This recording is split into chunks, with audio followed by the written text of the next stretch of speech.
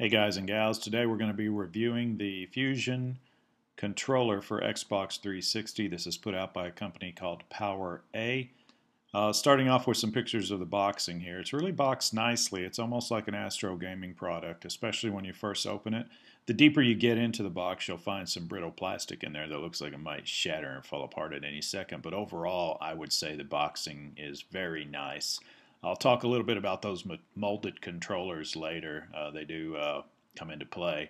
But it's really a nice package. You've got a carry case, as you can see right here, to put the controller in.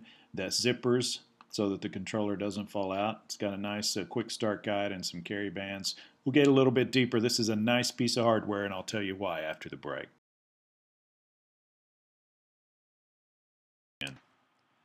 Okay, let's talk about the aesthetics and feel of this controller. One of the first things I want to talk about is the grips.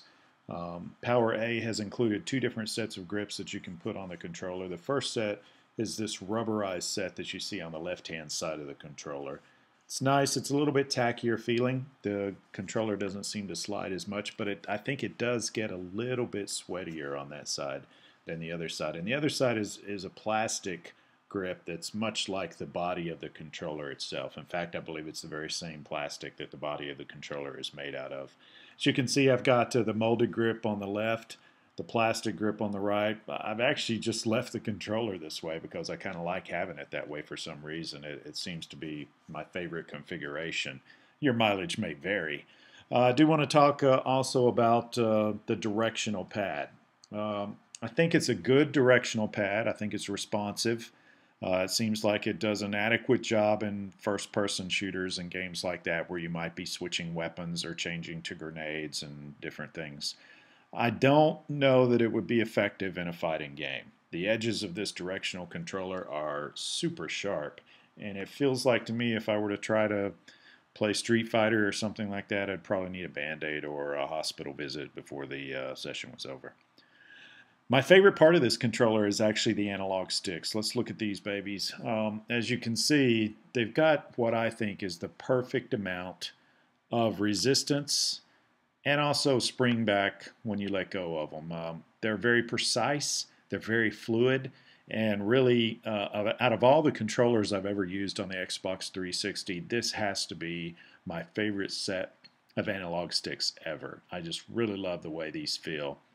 I do have one con about them that I'll talk about in the pros and cons, but overall, this is just a great feeling controller in terms of the analog sticks. The buttons, the A, B, X, Y buttons are good. I wouldn't call them as good as, say, the micro switch buttons on the Razer Onza, but these are adequate. I think they're very comparable to the Microsoft controller and feel pretty much the same to me as that controller.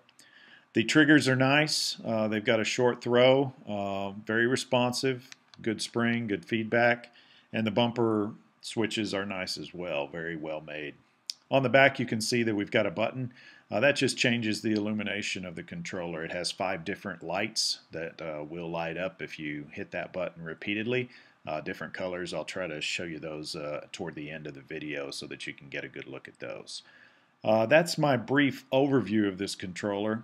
I do want to hit some pros and cons though, and I'll get to that after the break. I think overall this is a great controller, but I've got a couple of big caveats about it, and I'll let you know those next.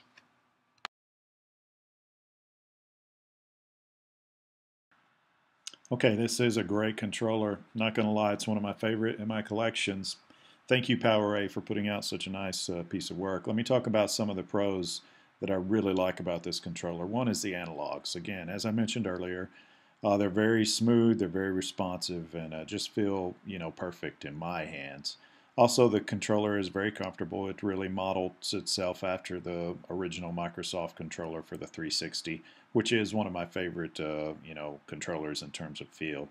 It's wired, so you have the adequate response time for those tournament endeavors if you happen to lean that way. And finally, the triggers, I think, are short throw triggers that are very responsive and very good for the device. So those are some pros for you. Now let's take a moment and look at some cons. Cons of this controller really boil down to just a couple of things. Price, price, price, and the back and start buttons. Let's talk about price first of all. I picked up this controller with some gift certificates that I had. Had I not had those gift certificates, however, it would have cost me $80 before taxes to pick up this controller. I looked on Amazon a bit ago, and you can find one for $75.49. That's just outrageous for a controller, even if it is a tournament grade controller, in my opinion.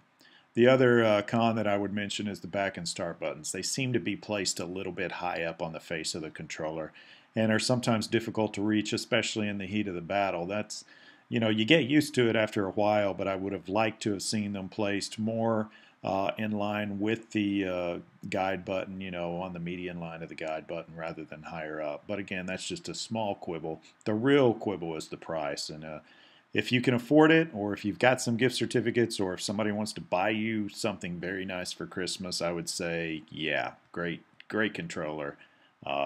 Reach for the stars here, bud. But otherwise, if you're short on dough, you better find something else. Okay, as promised, I did want to show you the lighting on the controller. It's got 5 different lights. I'm cycling through those now with the back button.